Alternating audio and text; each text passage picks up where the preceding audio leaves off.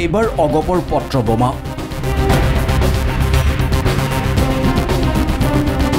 অগপৰ প্ৰতিবেদনত বিজেপিৰ বিৰুদ্ধে অভিযোগ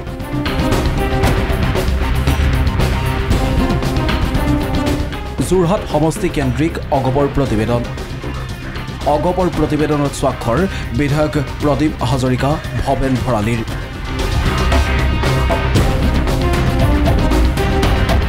এই পত্ৰৰ পাছতে ৰাজ্যৰ ৰাজনীতিত তোলপাৰ লাগিছে যোৰহাট লোকসভা কেন্দ্ৰিক প্ৰতিবেদনত বিজেপিৰ বিৰুদ্ধে কেইবাটাও বিস্ফোৰক অভিযোগ উত্থাপন কৰিছে অগপৰ বিধায়কে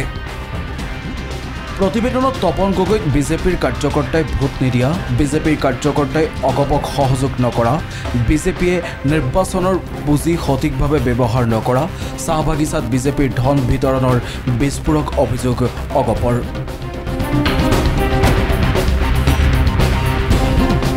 কিন্তু এই সকলোবোৰ পুনচাতে নাকচ কৰিছে বিজেপিৰ সভাপতি ভৱেশ কলিতাই মিত্ৰতা সন্দৰ্ভত ভৱেশ কলিতাৰ মন্তব্য অগপ বিজেপিৰ মিত্ৰতা ৰামধেনু সদৃশ অগপৰ প্ৰতিবেদন বিজেপিলৈ অহা নাই অৰাহকত কিয় বাটৰ কচু গাত খহাই লওঁ পত্ৰ সন্দৰ্ভত এই প্ৰতিক্ৰিয়া ভৱেশ কলিতাৰ ইয়াৰ মাজতে ভৱেশ কলিতাৰ প্ৰশ্ন যদি বিজেপিৰ কাৰ্যকৰ্তাই ভোট নিদিলে তেন্তে কোনে ভোট দিলে তপন গগৈক এইখন হ'ল তেওঁলোকৰ পত্ৰ এইখন ভাৰতীয় জনতা পাৰ্টীৰ পত্ৰ নহয় এইখন অসম গণ পৰিষদৰ তেওঁলোকৰ নিজৰ মজিয়াত কোনে কৰিছে মই নাজানো মোৰ তাত অহা নাই এইটো যিহেতু তাৰ ওপৰত মোৰ কোনো মন্তব্য নাই কিন্তু এটাই কথা যোৰহাটত তেওঁলোকেও আমি পাইছোঁ শুনা পাইছোঁ আপোনালোকৰ জৰিয়তে কোনোবাই কৈছে মোক বিজয় নিশ্চিত বিজেপিৰে প্ৰাৰ্থী শুনক তপন গগৈ ডাঙৰীয়া বিজেপিৰে প্ৰাৰ্থী তো ভাৰতীয় জনতা পাৰ্টীৰ প্ৰাৰ্থী হিচাপে আমি নিজে তাত কেম্পেইনিঙত গৈছোঁ মুখ্যমন্ত্ৰী ডাঙৰীয়া গৈছে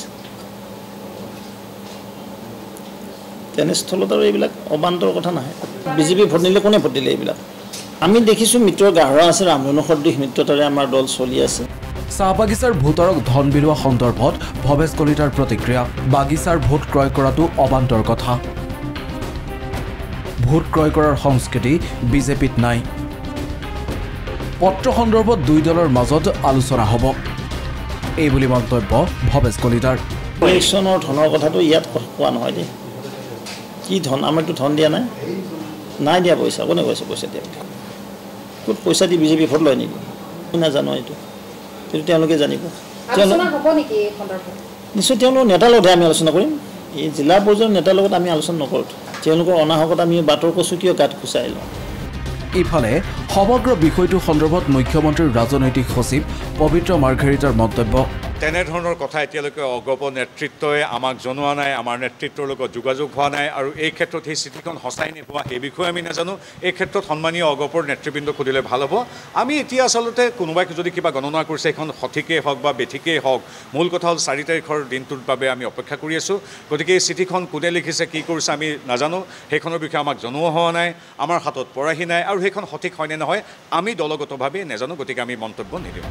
ইয়াৰ মাজতে পবিত্ৰ মাৰ্ঘেৰিটাৰ মন্তব্য আঞ্চলিক শক্তি সন্দৰ্ভত বিশেষকৈ অখিল গগৈ লুৰিণ গগৈ ডাঙৰীয়াৰ দৰে ব্যক্তিয়ে আজি তাৰিখত আৰু জাতীয়তাবাদৰ কথা কতো একেবাৰে অনুচিত যি কংগ্ৰেছে সদায় আমি কৈ আহিছোঁ যে 855 জন লোকক গুলিয়াই হত্যা কৰিছিল যাৰ শোষণ আৰু শাসনৰ বাবে আঞ্চলিকতাবাদ আৰু জাতীয়তাবাদ অসমত শক্তিশালী হৈছিল তেওঁলোকৰ ওচৰতে এতিয়া ভোটৰ বাবে নতজানু হৈ মিয়াৰ ৰাজনীতি কৰা লোকসকলে এতিয়া আৰু সেই আঞ্চলিকতাবাদ জাতীয়তাবাদ কোৱাটো অনুচিত আৰু তেওঁলোকৰ আঞ্চলিকতাবাদ আৰু জাতীয়তাবাদত জাতি জনগোষ্ঠী নাই আজিলৈকে আমি কোনোদিনেই অখিল গগৈ লুৰিণ গগৈ ডাঙৰীয়াক কেতিয়াও কাৰ্বি ভূমিৰ নিৰ্বাচন বা সভা সমিতিত বা ডিমাচা পাহাৰৰ বা স্বায়ত্তশাসিত পৰিষদত সোণাল কছাৰী ঠেঙাল কছাৰী মিচিং অট'নমাছ কাউন্সিল বড়োভূমি ৰাভা স্বায়ত্তশাসিত পৰিষদ তিৱা শাসিত পৰিষদ আজিলৈকে কোনো এটা জনগোষ্ঠীয় পৰিষদত তেওঁলোকৰ না সভা সমিতি নিৰ্বাচনত অংশগ্ৰহণ দেখিছোঁ ক'তো নাই এনেদৰেই অগপৰ বিস্ফোৰক প্ৰতিবেদন সন্দৰ্ভত প্ৰতিক্ৰিয়া প্ৰকাশ কৰা দেখা গ'ল বিজেপিক ভিডিঅ' জাৰ্নেলিষ্ট ধীৰজ মেধিৰ সহযোগত গুৱাহাটীৰ পৰা ৰঞ্জিতা ৰভাৰ প্ৰতিবেদন প্ৰথম খবৰ